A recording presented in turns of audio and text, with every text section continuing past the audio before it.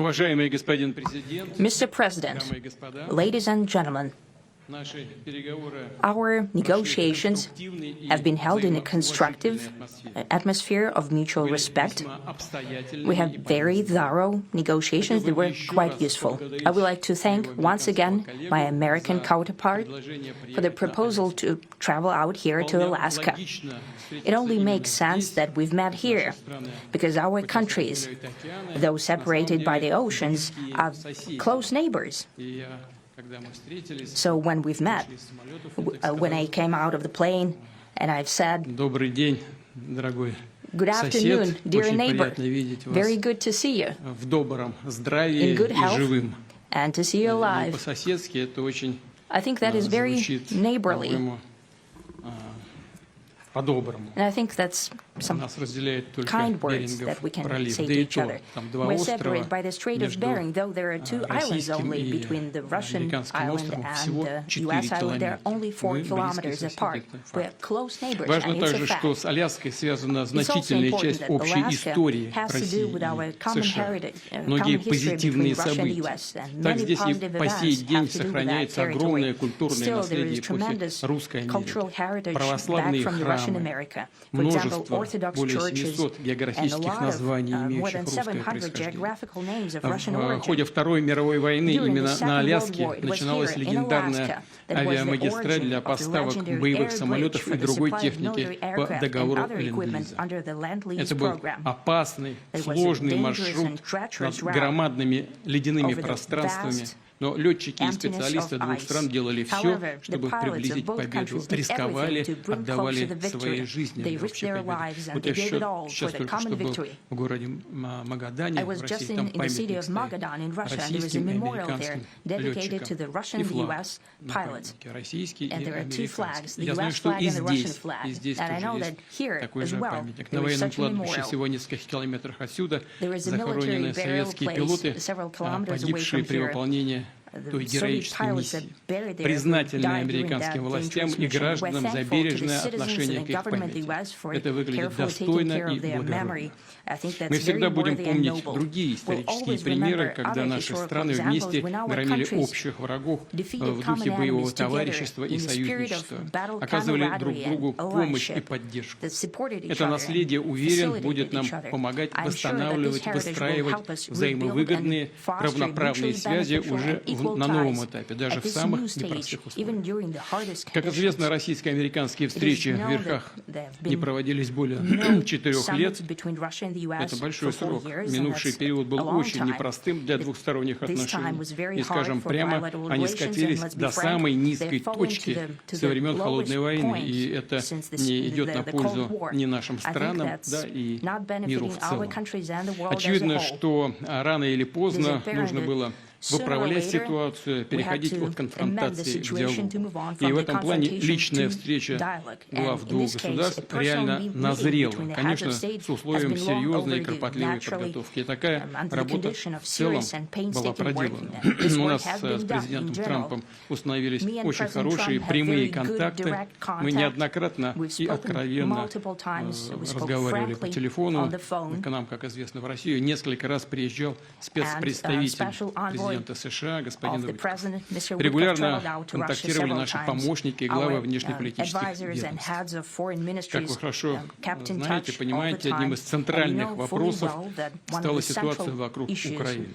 Мы видим стремление администрации США и лично президента Трампа содействовать разрешению украинского конфликта. Его желание вникнуть в суть и понять его историю. Я не раз говорил, что для России события на Украине связаны с фундаментальными угрозами нашей национальной безопасности. Более того, мы всегда считали и считаем украинский народ, я говорил об этом неоднократно, братским, как это ни странно прозвучит в сегодняшних условиях. У нас одни корни, и все происходящее для нас — это трагедия и тяжелая боль. Поэтому наша страна искренне заинтересована в том, чтобы положить этому конец. Но при этом мы убеждены, что чтобы украинское урегулирование носило устойчивый и долгосрочный характер, должны быть устранены все первопричины кризиса, о которых говорили неоднократно. обеспечен учет всех законных озабоченностей России, восстановлен справедливый баланс в сфере безопасности в Европе и в мире в целом. Я согласен с президентом Трампом, он сегодня говорил об этом, что, безусловно, должна быть обеспечена и безопасность Украины. Конечно, мы готовы над этим работать. Хочется надеяться, что достигнутые нами понимания позволят приблизиться к той цели и откроют дорогу к миру на Украине. Мы рассчитываем, что в Киеве и европейских столицах воспримут все это в конструктивном ключе и не станут чинить никаких препятствий. Не будут предпринимать попыток за счет провокаций или закулисных интриг сорвать намечающийся прогресс.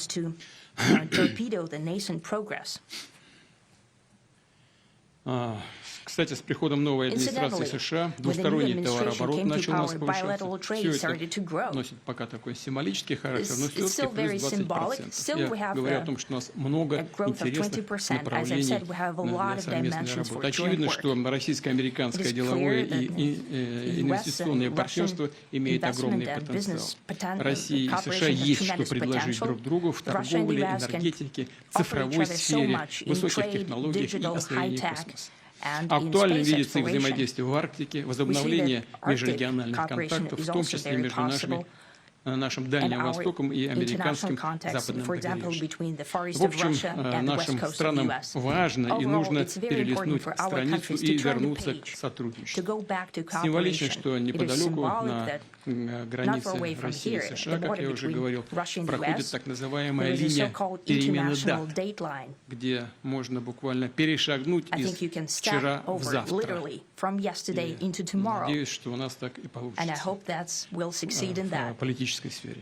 Я хотел бы поблагодарить господина Трампа за совместную работу, за доброжелательный и доверительный тон беседы. Главное, что с обеих сторон был настроен на результат. Мы видим, что президент США имеет четкое представление о том, чего хочет добиться, искренне заботится о процветании своей страны и в то же время проявляет понимание наличия у России своих национальных интересов. Рассчитывает, что сегодняшние договоренности станут опорной точкой не только для решения украинской проблемы, но и положат начало восстановлению деловых, прагматичных отношений между Россией и США. Ну и в завершение хотел бы вот что добавить. Я помню, что в 2022 году, во время последних контактов с прежней администрацией, я тогда пытался убедить своего прежнего американского коллегу в том, что не нужно доводить до ситуации после наступления, которые могут наступить тяжелые последствия в виде боевых действий. И прямо сказал тогда, что это большая ошибка. И вот сегодня мы слышим, когда президент Трамп говорит, что если бы я был президентом, то войны бы не было. Я думаю, что так бы на самом деле и случилось. Я подтверждаю это, потому что в целом у нас с президентом Трампом наладился очень хороший деловой и доверительный контакт. И у меня есть все основания полагать, что, двигаясь по этому пути, мы можем дойти и до, и чем быстрее, тем лучше, до завершения конфликта на Украине. Благодарю вас за внимание. Well, thank you very much, Mr. President. That was very profound, and I will say that I believe we had a very productive meeting. There were many, many points that we agreed on, most of them, I would say, a couple of big ones that we haven't quite gotten there, but we've made some headway. So there's no deal until there's a deal. I will call up NATO in a little while. I will call up the various people that I think are appropriate, and I'll, of course, call up President Zelensky and tell him about today's meeting. It's ultimately up to them. They're going to have to agree with what Marco and Steve and some of the great people from the Trump administration who've come here, Scott and John Radcliffe, thank you very much. But we have some of our really great leaders. They've been doing a phenomenal job. We also have some tremendous Russian business representatives here, and I think, you know, everybody wants to deal with us. We've become the hottest country anywhere in the world in a very short period of time, and we look forward to that. We look forward to dealing. We're going to try and get this over with. We really made some great progress today. I've always had a fantastic relationship with President Putin, with Vladimir. We had many tough meetings, good meetings. We were interfered with by the Russia hoax that made it a little bit tougher to deal with, but he understood it. I think he's probably seen things like that during the course of his career. He's seen it all, but we had to put up with the Russia hoax. He knew it was a hoax, and I knew it was a hoax, but what was done was very criminal. But it made it harder for us to deal as a country in terms of the business and all of the things that we'd like to have dealt with. But we'll have a good chance when this is over. So just to put it very quickly, I'm going to start making a few phone calls and tell them what happened. But we had an extremely productive meeting, and many points were agreed to. There are just a very few that are left. Some are not that significant. One is probably the most significant, but we have a very good chance of getting there. We didn't get there, but we have a very good chance of getting there. I would like to thank President Putin and his entire team, who I know in many cases, other than that, whose faces I get to see all the time in the newspapers. You're almost as famous as the boss, but especially this one right over here. But we had some good meetings over the years, right? Good, productive meetings over the years, and we hope to have that in the future. But let's do the most productive one right now. We're going to stop really 5,000, 6,000, 7,000, thousands of people a week from being killed, and President Putin wants to see that as much as I do. So, again, Mr. President, I'd like to thank you very much, and we'll speak to you very soon and probably see you again very soon. Thank you very much, Vladimir. Next time in Moscow. Oh, that's an interesting one. I don't know. I'll get a little heat on that one, but I could see it possibly happening. Thank you very much, Vladimir. And thank you all. Thank you. Thank you. Thank you so much.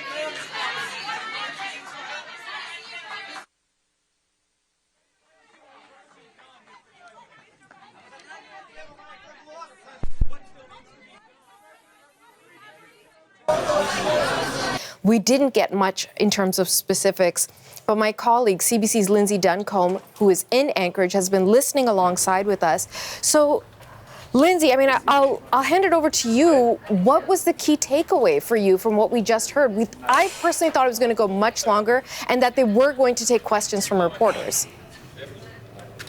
Yeah, there were no questions and very few details about exactly what was discussed. We do not have a sense of what kind of parameters of a deal were even part of the discussions around peace.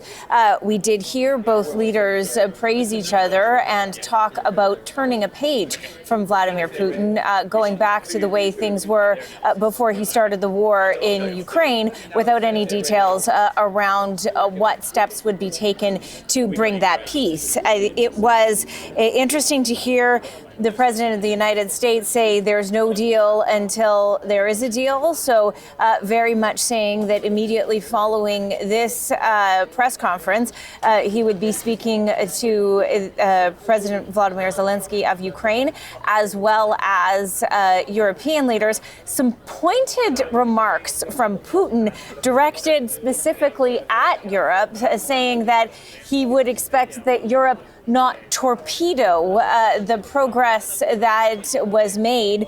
Again, we don't know the details of what that progress is or how we can't presume to imagine how Europe might react to it, because we don't know exactly what it is these two are talking about.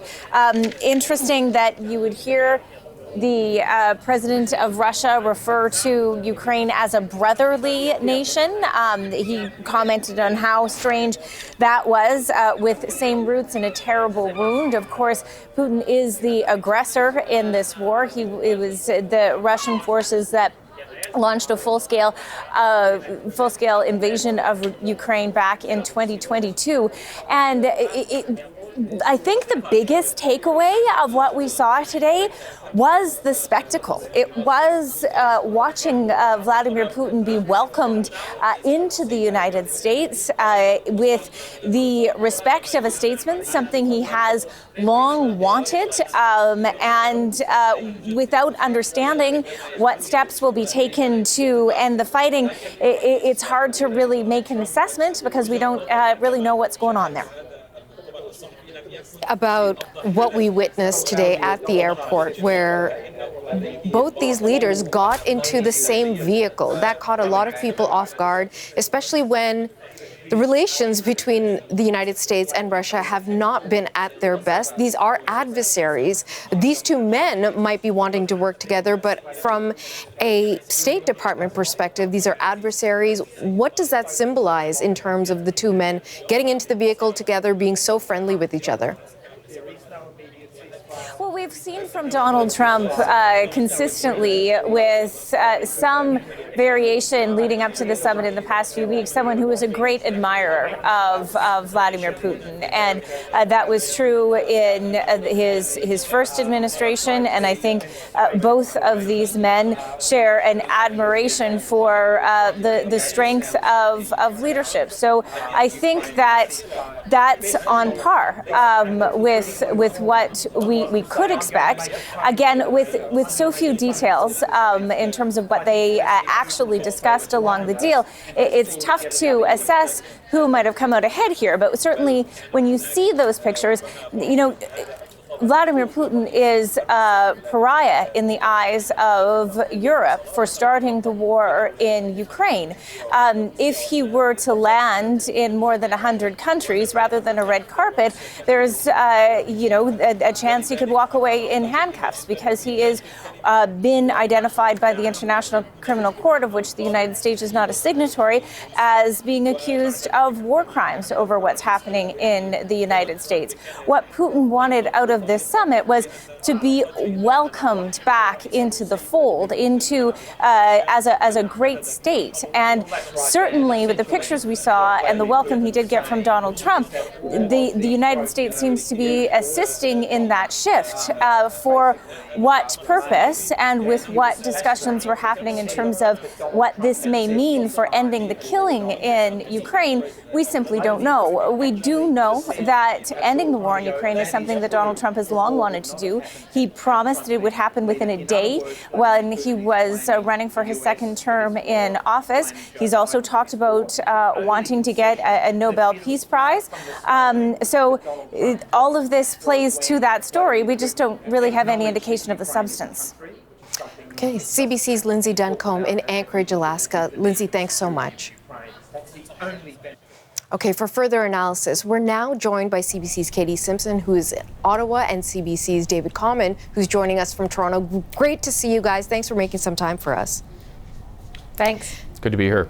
So, Katie, you were taking us there live. The anticipation was building while you were hosting Power and Politics. Any moment now, and they came out quite early. Now, you're hosting Power and Politics in Ottawa, but normally we find you in Washington, where you've been covering President Trump for many, many years. What did you make of what we just witnessed in that press conference?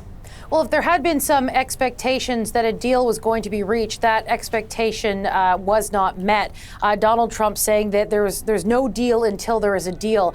What I think that is going to stand out from that moment, that you're going to hear Donald Trump talking about time and time again going forward, is something that Vladimir Putin said near the end of his comments, talking about former U.S. President Joe Biden. One thing that Donald Trump repeatedly says is that, if he had been president at the time, there would have been no war, that Russia wouldn't have tried to invade Ukraine, that Russia saw a moment of weakness on the international stage. He has tried to make the argument that because of the failed American exit from Afghanistan, it made America look weak, it made America look unorganized, and that gave signals that he sort of argued that it had sort of, demonstrated that America was not in a powerful situation that it had been. But, at the same time, he said that time and time again, that if I were president, this would not have happened. If I were president, things would have been very different. And who said that today at this news conference? Russian President Vladimir Putin said, again, if there would have been no war if he had been president. Whether that is factually correct or not, that is something thing that will stick with Donald Trump, and I expect we'll hear him say that time and time again going forward. However, I don't want to predict what Donald Trump is going to do. That's what sort of stood out to me. Donald Trump is always looking for sort of affirmation of what he has to say, and that is something that he has said repeatedly at length. But again, in this moment, he'll have that, and I expect we will hear him talk about that going forward in the future. And David, from your point of view, what did you make of President Putin's remarks at the meeting? Well, they were about twice. Yeah, they were about twice as long as the U.S. president, and covering a lot more ground. They certainly talked about a business relationship. Putin talking about how since President Trump's election, that the bilateral trade between Russia and the United States has increased. That is curious to me, because perhaps that is part of what the discussion was. There are some American sanctions on Russian products. They are actually lower than a lot of even American allies. But could some of those go away in return for something around Ukraine? Perhaps that is part of a grand deal that is being sought. As Katie alludes to, it is interesting that there's different language being used here. The Russian president saying we've got an agreement, Trump coming back and saying it's not a deal until it is a deal. Clearly work to be done. What is it? That's the question. What have they actually agreed to, if anything? We're probably going to find that out over the course of the weekend, because the U.S. president will be calling European leaders, will be calling NATO, as he said, speaking with the Secretary General, presumably, and outlining not just the content of that conversation, but the potential agreement. Now, what does it mean for all those other parties? Europe actually borders this conflict. Ukraine is in it. They were not at today's summit. They're going to want to know not just what was discussed, what might have been agreed to, and what pathway could be used. If the gateway to all of this is reducing the horrific loss of life, then perhaps today will be seen as instrumental in ending things. Let us not forget that just on the Russian side, just on their side, 250,000 soldiers have been killed, 750,000 more injured so badly that they can't go back to the fight. That's just the Russian side. The Ukrainians are believed to be slightly less than that. Neither really released publicly their numbers. But still, it is a catastrophic and massive amount of death. And David, to that point, as you rightly mentioned, NATO's going to hear about this meeting. Zelensky's going to hear about this meeting. We don't have Ukrainian representation there. There was no indication from either one of the two leaders that we're going to have another meeting and all three parties were there. Or did I miss that? I know President Trump has been eager for that, but certainly from the Russian side, we didn't hear anything about that. So what does that indicate about a ceasefire deal and how close we might be to one? Yeah, I understand. And Katie, you jump in if you heard it better than I did. But I think Putin at the end said next time in Moscow, and Trump said something like, oh, I could get in trouble for that one, but let's see. So is there a subsequent meeting? Not one that's announced there yet. Let's see the phone conversations to happen next. You know, Donald Trump's messaging has shifted over the course of the week since this was initially announced. It's gone from we are on track for an agreement to this is exploratory. It's a feeling your way. But when you look at imagery like that, that is exactly what Vladimir Putin wanted this day to look like. It is a win for him to be seen, as Lindsay was saying earlier, as a contemporary. It's a parallel on the same level as the American president being greeted, the handshake, the red carpet on American soil. If he wants Russia to be seen as a great nation, this is a big step in that direction. Katie, then let me ask you about if Putin got what he wanted, if he came out feeling and looking like a winner on this, did Trump achieve the same thing for his part of the negotiation? And whatever he needed to communicate to the rest of the world to bring some relief, did he accomplish that? Well, if we take a look at the statements from both of those leaders, we still don't know if anything has technically been agreed to. So right. I don't quite know if Donald Trump has achieved a goal. The one thing that Donald Trump has said repeatedly and has been consistent about is that he wants the killing to stop. Though when he does talk about the conflict in Ukraine, sometimes he does not get it right in terms of what actually happened. There have been times when he seemed to suggest that it was Ukraine that started this conflict. In fact, it was not, of course. He has previously called the Ukrainian president a dictator, which is parroting Russian propaganda about that position. That is the Russian propaganda point. So a lot of times when you take a look at major events like this, what is history going to remember in terms of, is there something tangible that's coming out of this? We don't know yet. Based on those short statements, we don't know if there's actually something that is going to happen next, or there's some momentum there. We're going to have to wait till we hear about those conversations with the European leaders, the conversation with the Ukrainian president, and if this does lead to something else. Otherwise, this is just another stalling tactic for Russian President Vladimir Putin. This is an opportunity for him, as David has mentioned, to look big and strong on the world stage. The way that he smiled as the two of them drove away in the Beast, which is, of course, is the secure military vehicle that the U.S. president travels in. Imagine a world where those two leaders are sitting alone in that vehicle, even if it is for a short period of time. That was a remarkable thing to happen. But in this moment, we don't have any sort of thing that is tangible in terms of an outcome. Now, it is we still need to wait for readouts. I suspect U.S. President Donald Trump might speak to reporters on Air Force One as they fly home. Maybe something will come out of that. And then it's just, we're going to have to wait and see if there's anything tangible that comes out of this. Well, that's the point, and we really do need to clarify it in case it wasn't clear enough, because so much of this is unclear. We don't know what happened in that meeting. So they're collegial, they're happy to be with each other. I mean, I think had Trump alone come out of that summit and he was the only one speaking, we could interpret that perhaps it didn't go well. But the two of them are there, they're speaking, but a real lack of clarity of what has actually taken place. But the two are in agreement. So let me ask you then again, Katie, about how this comes across for Trump in terms of wanting to present himself again and again domestically as a deal maker, as a peacemaker, as someone who is worthy of getting a Nobel Peace Prize. How does he have to sell this back home?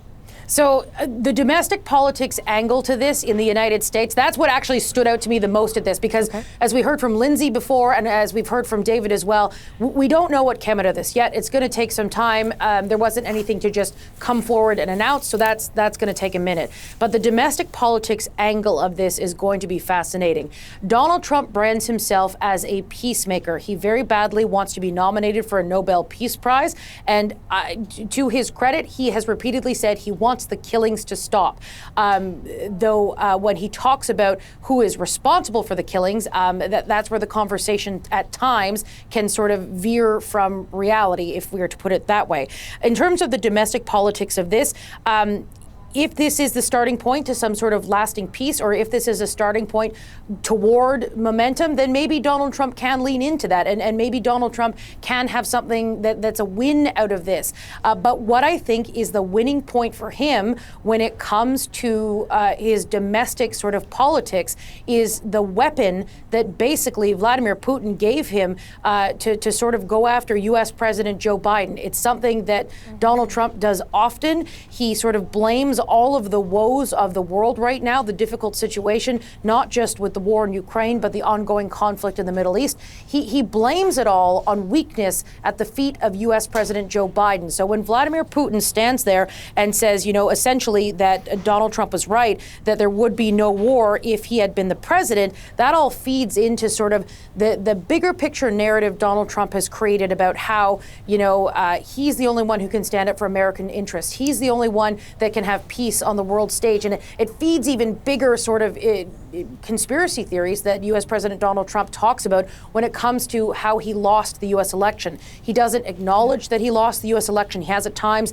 but in recent months, he goes on at length about how the election was rigged, how it was stolen from him. And because of that, it's led to all of these terrible things that have happened around the world. This line from Vladimir Putin helps feed that narrative, and it's something that he'll sort of take away from this. That is what I expect. But again, anytime I make any sort of prediction about what we might think might come from Donald Trump, we have to remember that he is not someone who is predictable. That just stood out to me as something that would be some ammunition for Donald Trump, as he often likes to continue to attack his predecessor. Absolutely. And we heard the Russia hoax commentary from the president again this evening. So, David, let me get you back into the conversation. Here's part of what President Trump had to say. He said many points were agreed to. There are just very few that are left. Some are not that significant. One is probably the most significant, but we have a very good chance of getting there. we didn't get there, but we have a very good chance of getting there. So again, it's unclear what the it is, that one thing, and what is the there. Is the there the next meeting? Is the there the peace deal, a ceasefire agreement, an armistice of some sort? But from Putin's perspective, I mean, to the best of your knowledge, what would be the thing that he would be holding out on so that the president couldn't get there? It's one of three things. Okay. Either saying that Ukraine can never be part of NATO because Putin wants that, not just buffer zone, but he wants to have influence, if not ownership of Ukraine. Secondly, it could be control over the 4 oblasts, the 4 eastern states that border Russia where much of the fighting is happening. Russian forces have been unable to take all of those regions in their entirety, but Putin wants them, and he wants to negotiate. If he can't win them by force, he wants to be given them in an agreement. And then the final part is what they call the denazification of the Ukrainian state. What does that mean? Well, to many Western observers, it means Volodymyr Zelensky, the democratically elected president, along with the democratically elected parliament, get tossed out. And instead, there's a new government, perhaps an interim government, one that's much friendlier to Moscow, one in which the Russians can use their influence to get their way rather than military force. I suspect it may be that very last one. How can Donald Trump get behind tossing out a government in another country? That might be a big sticking point. But of course, let's go back to that Oval Office appearance between Zelensky. You see him there with Keir Starmer, the British Prime Minister. Remember when it was a very different scene when he was in the Oval Office with Donald Trump and J.D. Vance. And I would just wrap up, Natasha, by saying, as we speak right now, it is the middle of the night in Ukrainian cities.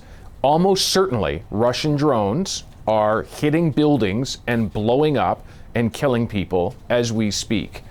So that is the reality of this conflict. There may be talks in a fancy room in a fancy place in Alaska, but people are dying tonight.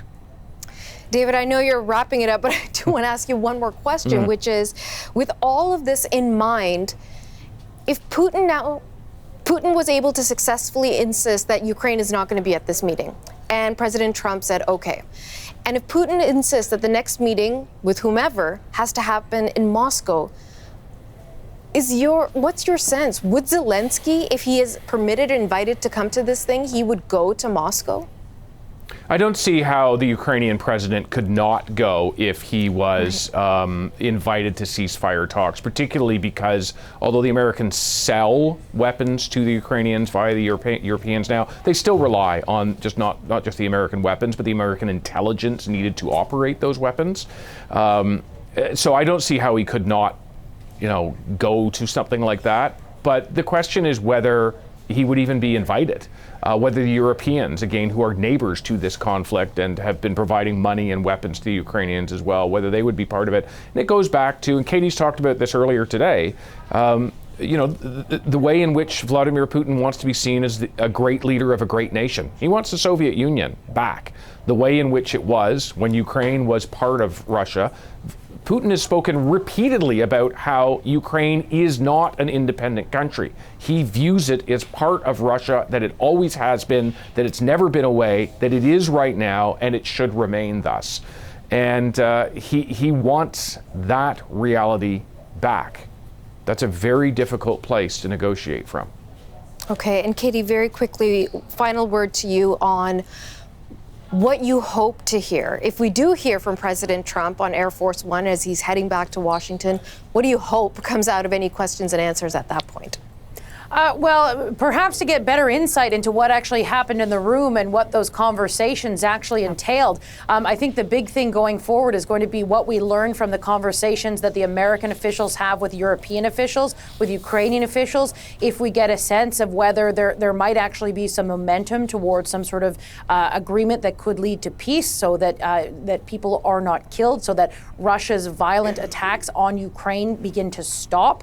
But, hours before this summit began, Russia launched a series of attacks on Ukraine. So that was sort of the attitude that the Russian delegation had as they were arriving in the United States. So it's going to take some time. We need to learn whether there is actually progress or momentum towards something that might actually get this conflict closer to being over. Okay, CBC's Katie Simpson and David Common, thank you both so much for your time and for your insights. Thank you. Thanks.